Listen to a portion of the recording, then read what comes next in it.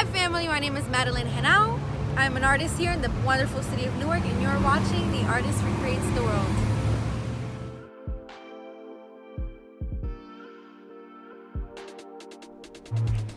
Awesome. Welcome to The Artist Recreates the World. I am with Tori Live. Me. How you guys doing? My name is, of course, Tori Live, the creator of the Daily Nugget with Tori Live, and also the owner and operator of Brook Diamond Essentials Bath and Body. Nice. Tori, I've seen you on your lives, and I love your demeanor, I love your energy. I love that you share about these life experiences. Like, we deal with all the stuff in our head and in our minds, but we all need these reminders, not just to be positive, but how to live. Right. Not necessarily any particular religious dogma, although we do get a lot of spiritual principles from religion, Right. but just the spiritual truth that comes from our intuition, comes from our heart. So you share that, and I'm sure you help a lot of people during the week, during the days. So how'd you start? How did that start? Okay, so real briefly, the Daily Nugget was nothing that was planned. It was absolutely not planned. I always like to call the first episode my beautiful accident. I was feeling really good about myself because I had just left a relationship that was kind of like toxic, and I was not myself, you know. But You said kind of toxic. it was very toxic. I mean, it was real, and I kind of lost myself in the process of it, and I was finally starting to feel like myself again, and regain my self-esteem and really like start to live my life after purging that person out of my system, right?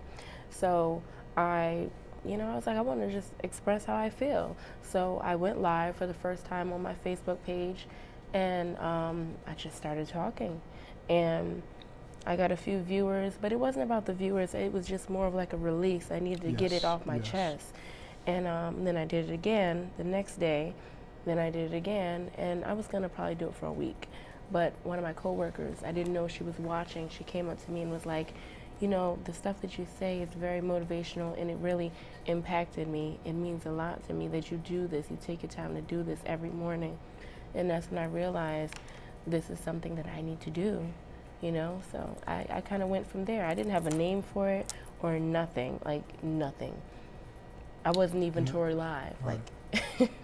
And that's how this art thing, life, and this art thing works. There's a seed, something happens, sometime by happenstance, sometime purposely, but usually it sneaks up on you and you end up doing something, or something's revealed to you, or something becomes clearer, or you have a set of experiences that pushes you to a place, and then you find that you have to give back of yourself to other people based on your skill set, yada yada. Right. So I'm gonna get right into it. I always say the artist recreates the world. This is about art. It's about knowing that the artists that listen, you have the ability to recreate the world if you understand your skill set, Right. who you are as an artist, who you are as an evolving person through your experience, through nature, nurture.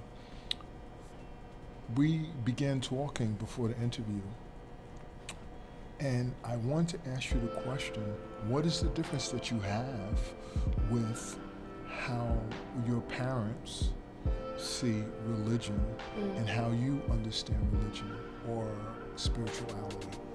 Because I thought that was very interesting.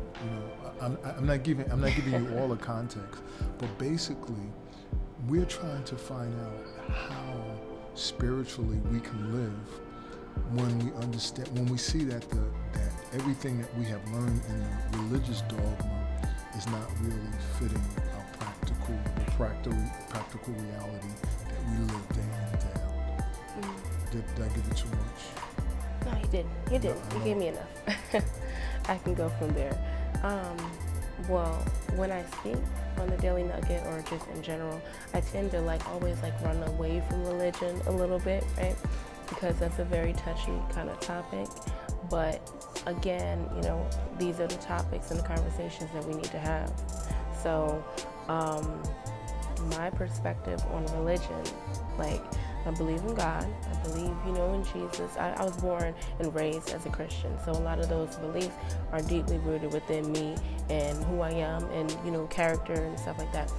But religion as a whole, I believe that for the most part, it's just man-made. So you have to separate spirituality from religion. Like your relationship, your walk with God or your Creator is totally different than anything that you can be taught. And I would like to compare it to being a student, because I'm a student for early childhood education, but I also work in the educational field. I've been a family worker, I've been a teacher, I've been in after school, everything. And what they teach you in the books and what they give you in the classroom is totally different from when you're in the classroom, when you're dealing with the parents, dealing with the students, So you're gonna learn a lot from your religious churches or masters or whatever. Dogma, the religious you're gonna learn system, a lot, yes. and that's gonna help, ground you and shape your mind. But I would love to encourage people to take this little small bit of advice. My grandfather always told me, you have to know God for yourself. And that's a lot of personal studies and a lot of, personal spiritual journeys that you're gonna have to go through that no book or no pastor can help you with. That's All personal. Right. So, love the Lord, but listen, facts is facts, and that's how I view it. So what would you say to the whole idea that the church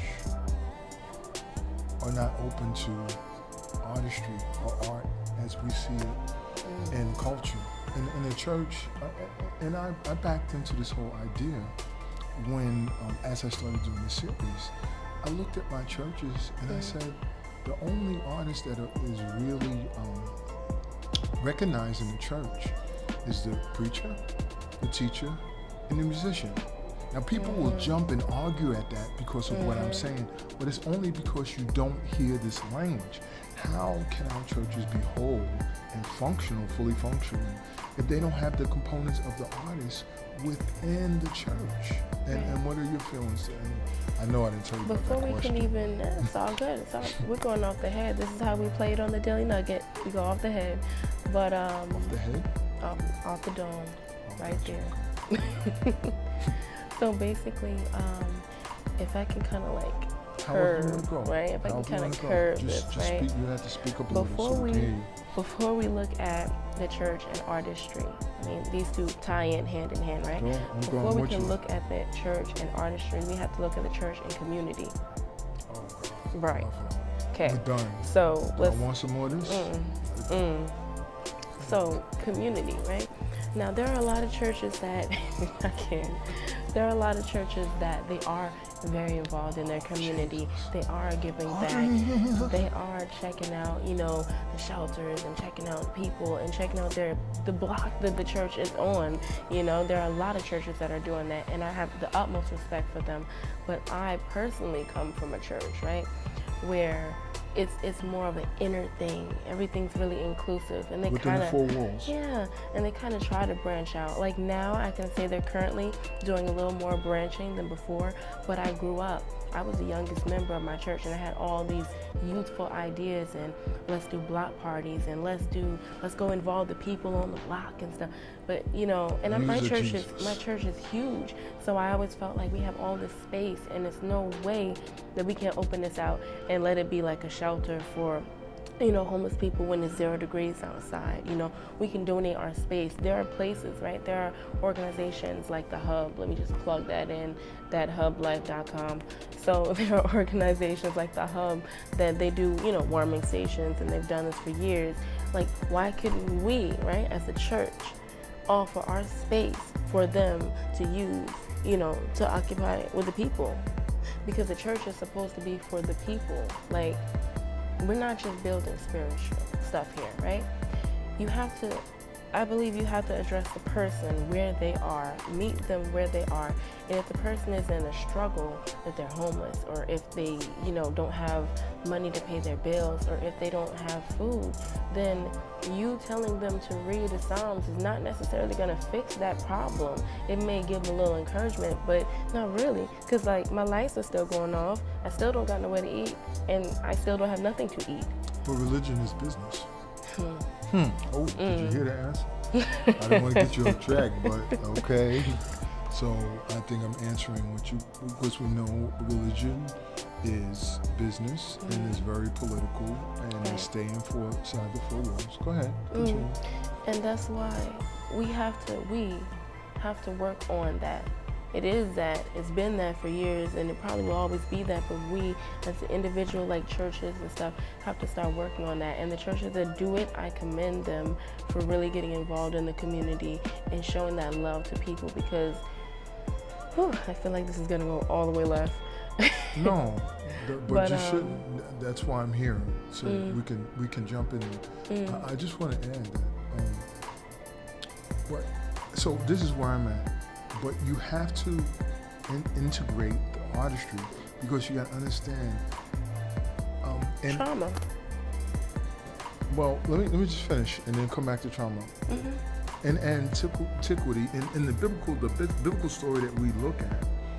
We had artisans within the community. Yeah. Our indigenous communities was all artisans. And so what I'm saying to you, you have to incorporate, yes, community, but the community is artisans. But once you recognize that your artisans are within your church, then you can have the mentality say, wow, why don't we have cobblers in our church?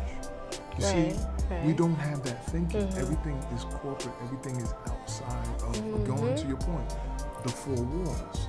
So we give our money here and then we go outside. And we're still talking about art, because the artisans are the ones that run everything. Right. So Absolutely. you were going to say about trauma. Okay. So with trauma, people are dealing with stuff.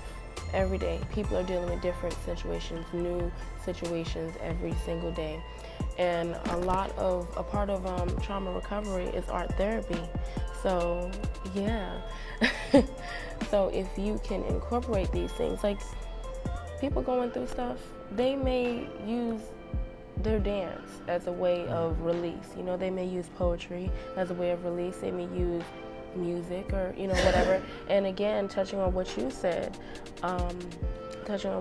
with like resourcing people, like this will help solve a lot of the poverty issues within the community and within the church, because if you got somebody who's really skilled and they can lay a floor or they can clean, why not hire these people and why not put them on in the community?